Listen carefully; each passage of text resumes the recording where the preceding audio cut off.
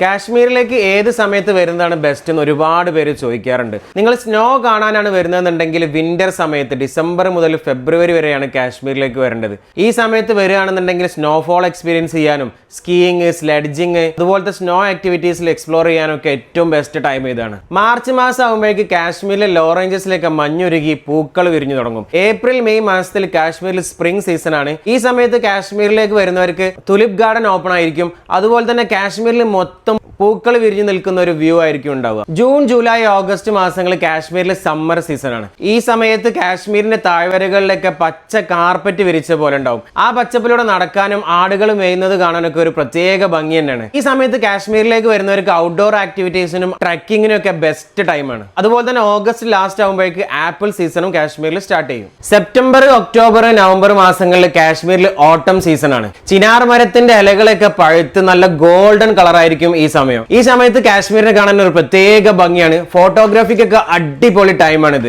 September, October സമയമൊക്കെ ആപ്പിളിന്റെ harvesting time കൂടെയാണ്. ഈ സമയത്ത് വരികയാണെന്നുണ്ടെങ്കിൽ ആപ്പിൾ തോട്ടങ്ങളിൽ കയറാനും നല്ല ഫ്രഷ് ആപ്പിൾ കഴിക്കാനും വാങ്ങിക്കാനും ഒക്കെ പറ്റും. നവംബർ അവസാനം ആകുമ്പോഴേക്ക് ഇലകളൊക്കെ കൊഴിഞ്ഞു തുടങ്ങി കാശ്മീർ അടുത്ത വിന്ററിന് വേണ്ടി കാത്തിരിക്കും. അപ്പൊ കാശ്മീരിലെ എല്ലാ സീസണും ബെസ്റ്റ് ആണ്. ഏത് സീനാണോ നമുക്ക് താല്പര്യമുള്ളത് അതനുസരിച്ച് നമുക്ക് വിസിറ്റ് ചെയ്യുന്ന ടൈം പ്ലാൻ ചെയ്യാവുന്നതാണ്.